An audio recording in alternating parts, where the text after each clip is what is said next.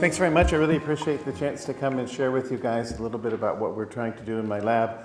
What we're really keen to do is to have a role in developing a new treatment for tuberculosis and to have a role in developing new treatments for antimicrobial resistance. We come at this from a basic science point of view. It's there's an embarrassment of riches in terms of what we can do as basic bench scientists now. We can take organisms and rapidly determine their whole genome. We can determine all the proteins they code for. We can take the sequence of these proteins and either solve or predict the three-dimensional structure.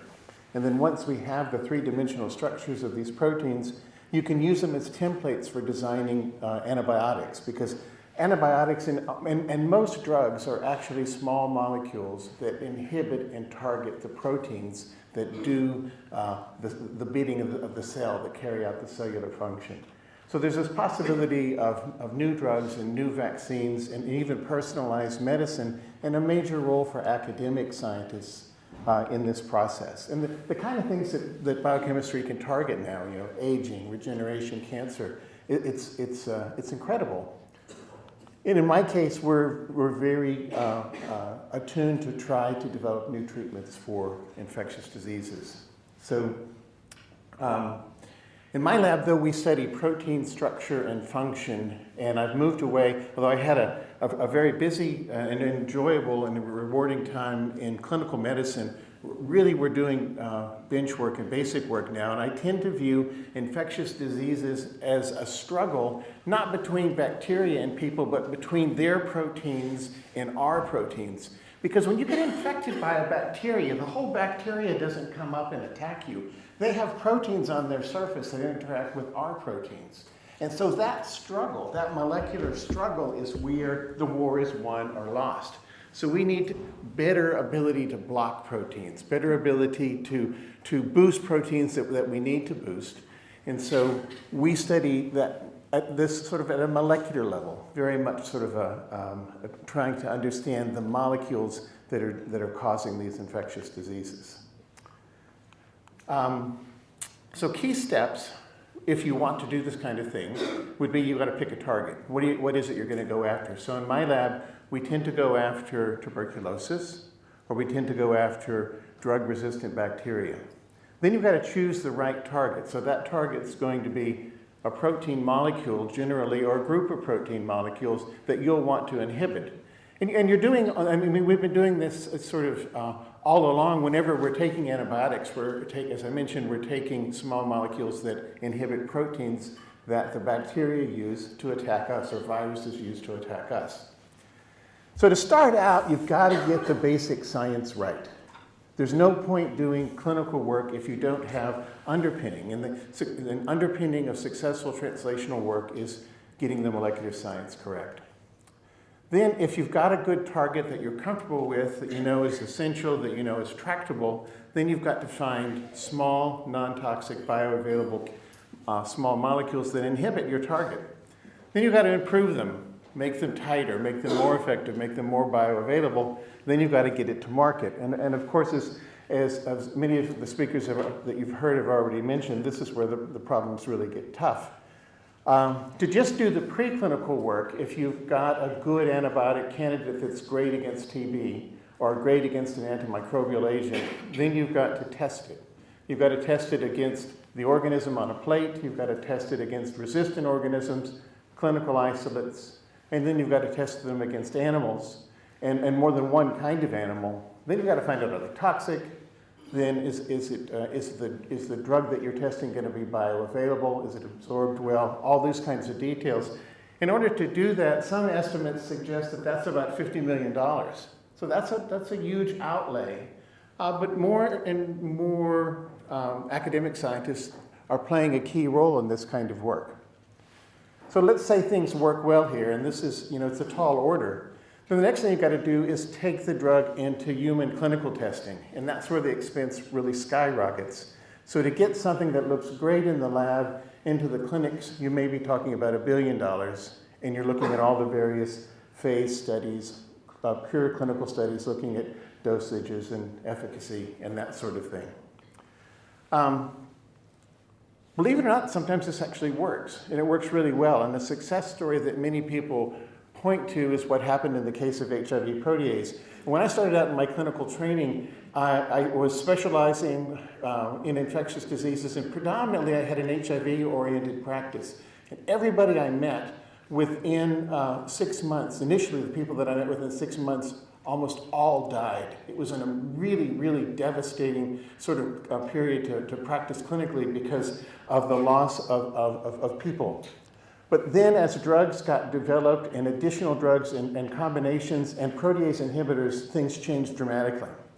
So HIV protease is a small protein. This is the sort of cartoon version of the crystal structure. Let's see if I can figure out how to make that. Yeah. This is one monomer of HIV protease. This is a second monomer. They have different colors. And right here is an active site of this enzyme. This cartoon of the enzyme, and the active site is where the natural target of HIV is cleaved. And if you inhibit this HIV protease molecule, just like what happens with hepatitis C, you block the virus's ability to replicate. And this is a great, really, really open active site. So once the structure was solved, they had the ability to take the structure into a computer. And you load your structure into a computer, and along with that, you load a database of a whole bunch of small molecules that chemists have been making for years and years and years. And then the computer software can take this structure and these molecules and fit them together and say, okay, what fits well, what doesn't fit well, let's throw this one out, let's get this one. And then in the lab, you actually take the ones that score well and buy them and test them. And then you refine them to make them bind better.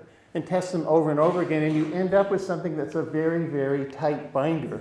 And if it works well, you can soak that in the, or combine it with the protein and solve the structure again. And here's a successful case of a drug-like molecule inside the active site of HIV protease.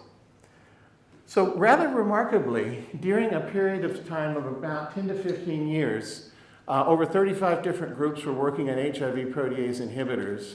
There's hundreds of depositions in a bank of protein structure that's called the Protein Data Bank, where everyone who solves a structure makes it publicly available.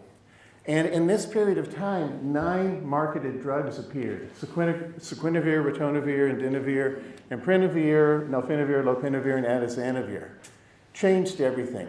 Absolutely remarkable advance. And based in a significant part on basic science advances. And with huge benefits now to patients and society, so that in many cases, patients who have HIV now who have undetectable viral loads have essentially normal lifespans. So the kind of the clinical practice now is dramatically different, dramatically much more uplifting than where it was when I started in the field. So we're hoping that we can translate this kind of thing into TB. So you heard earlier that TB is quite an important problem. 1 to 2 million people a year still die of TB. 2 billion people in the world are latently infected. That's a third of the world's population. So it's a huge, huge problem. Treating TB now is hard. It takes 4 drugs over 6 months if you're fortunate. And then if you have antibiotic resistance, game over. It's a huge, huge problem. So we need more drugs. And I'm going to share a story in a little bit that we think one thing that we can target is an enzyme called glutamate racemase. But this is kind of just a tour of TB and what a tough target it is. So a person who's got pulmonary tuberculosis can have and has quite a severe infection, can end up with a lung lesion like this. So this is a lung that's been studied at autopsy. This kind of lesion is called caseation, or it's a caseation necrosis. If you take this caseating tissue and then streak it on a plate and grow it, this is what TB will look like if you grow it on a plate. It takes a long time to do that. Then if you zoom in using an electron microscope, this is what individual TB bacilli look like. So a cartoon of that is sort of shown here. And one thing that's notable about TB is it has quite a thick cell wall. So the cell wall is this red and yellow capsule that surrounds the TB organism. And then the cell wall, which has a very, very detailed structure, a diagram of that is shown here. So we decided that we wanted to go after drugs in my lab that affected the cell wall. And this little snippet of the cell wall here, I've now moved to this slide. So the reason we did this is because historically many of the drugs that are effective against bacteria target the cell wall. So that includes things like the penicillins and the cephalosporins and carbapenems. So we thought we would try to do the same thing. So here's the cell wall. TB's got a thick cell wall coat. Here's a capsule. Oops. Underneath that, here's a waxy bit. And then this layer is called the peptidoglycan, which is essentially polymerized sugar that's cross-linked with a little tiny bit of peptide, a little snippet of amino acids. So we thought we would go after that. So here's the peptidoglycan, which is kind of like, you can think of it as a stocking that holds the guts of the bacteria in. And if you get a run in the stocking, the guts spill out. So what we wanted to do was create a run in the stocking by going after these crosslinks. So these little protein crosslinks look innocuous enough, but they actually contain really strange amino acids, things like D-alanine and D-glutamate. Well, glutamate is an important amino acid that's present in every protein in the body. It's present in meat, it's present in skin. L-glutamate is not a problem. But if you look closely, the bacteria have D-glutamate. Well, that's a little bit odd. D-glutamate is the rare mirror image of L-glutamate, and bacteria use it because our proteases don't recognize it, so it helps protect them. So if we can arrange so that the bacteria can't get enough D-glutamate, they'll get a run in their stocking, their guts leak out, and then they're dead. So we do that by targeting an enzyme called glutamate racemase that exists only to take L-glutamate and make enough D-glutamate to make the bacteria happy. So we thought, all right, we'll go after that.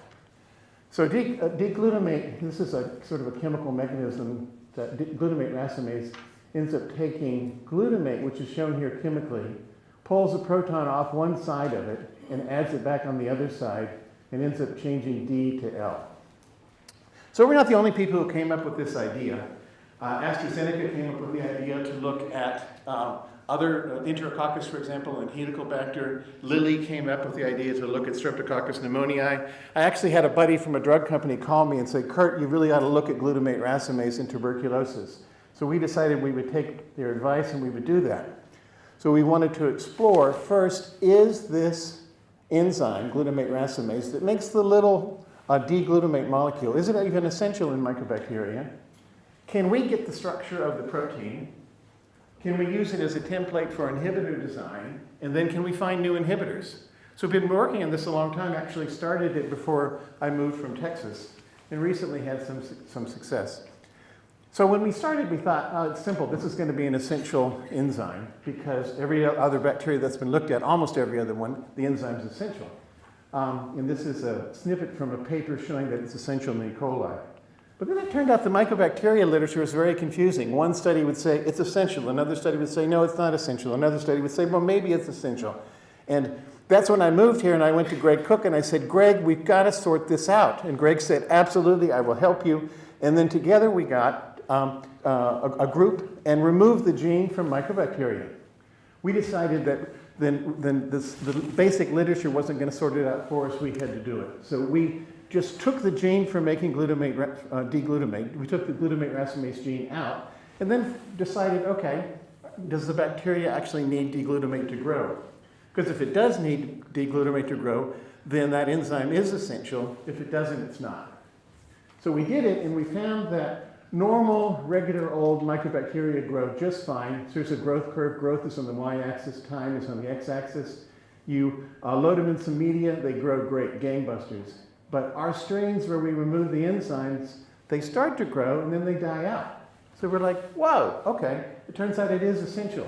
So we reported that together in Journal of Bacteriology a couple of years ago. And this was encouraging because since we knew it was essential, and by the way, AstraZeneca followed us a year later saying that it was essential also in M. tuberculosis because we had done our initial work in smegmatis. So we were encouraged to continue our protein-based studies. But these were also hard. Glutamate racemase is always a very hard protein to work on, we find. It's almost insoluble under all conditions. Many other TB researchers started working on this enzyme as a drug target, and they all gave up. But we decided we would just keep going. You can't give up on anything that you start with Greg. He won't let you do it. So over time, we had a little bit of success, and we recently ended up being able to crystallize the TB protein and crystallize the smegmatis protein. Here's what the diffraction pattern looks like, and we solved the structure. Don't worry about the detailed cartoon, but essentially it's a three-dimensional structure of a protein molecule where the curlicues being there's alpha helices, and the little arrows are a particular kind of structure called a beta strand. But the cool thing is it's the enzyme. And from this enzyme, we were able to find the active site because we included D-glutamate. It's nestled right in the middle of the enzyme. We found an allosteric binding site, and we found a hinge. So we thought, great, we're in good shape. If we zoom in on the active site, we could actually see the D-glutamate molecule nestled inside the active site. I'm all confused now. How much time do we have left? Because things shifted. 5? All right, good. Okay, so we've got to zoom. But essentially, the enzyme nestles and holds glutamate with a series of ionic interactions and hydrophilic interactions. These interactions are so important, they stabilize the enzyme greatly. It turns out that when you solve the enzyme in the laboratory, it's a dimer. And here is a picture of a space-filling model of glutamate racemase.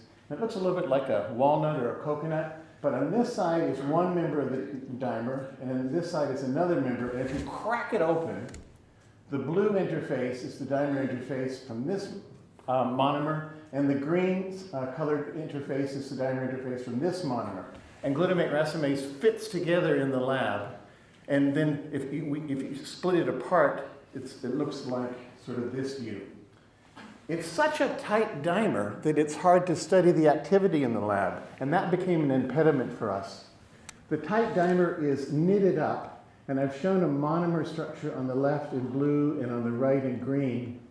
I think I need a course on how to use this properly now. And if you look right down the dimer interface, there's a whole bunch of molecular interactions which are effectively a molecular zipper that's made it difficult for us to study the activity of this protein in the laboratory. So we went in and made some mutations in this region to loosen up the dimer. And that enabled us now to be able to measure the activity of the enzyme. So we did what I would call kinetic engineering of the dimer, and we can study the velocity of the enzyme as a function of substrate, which is D-glutamate. Okay, and then we reported this in the biochemical journal a year or two after the essentiality paper, and we got the cover. So this is the cover of the biochemical journal this year. So to review, that means we've shown that glutamate racemase is an essential enzyme in mycobacteria. We figured out how to express and purify this enzyme. We crystallized it in both the Mycobacterium smegmatis and the TB enzyme. We've created a form that we can assay easily in the lab, and right now we're screening to try to find inhibitors that we hope will be candidates for drug development. We've also recently expanded to look at this enzyme in other bacteria. We're looking at it in Pseudomonas with Ian Lamont, who's here today, and in Neisseria gonorrhea with Joanna Hicks. So we hope that will eventuate in the development of a new antibiotic. That would be awesome, and so time will tell. Here's some other things that we look at in the lab. We have other enzymes that we look at that are essential targets for antimicrobial design. Another one with Greg Cook is a terminal oxidase in TB. We look at drugs from viruses. Recently got involved in looking at ribosomes from pathogens, and we're going to report the first structure of our pathogenic ribosome hopefully this year. We look at CRISPR-Cas with Peter Finneran and bioluminescence with Nigel Perry.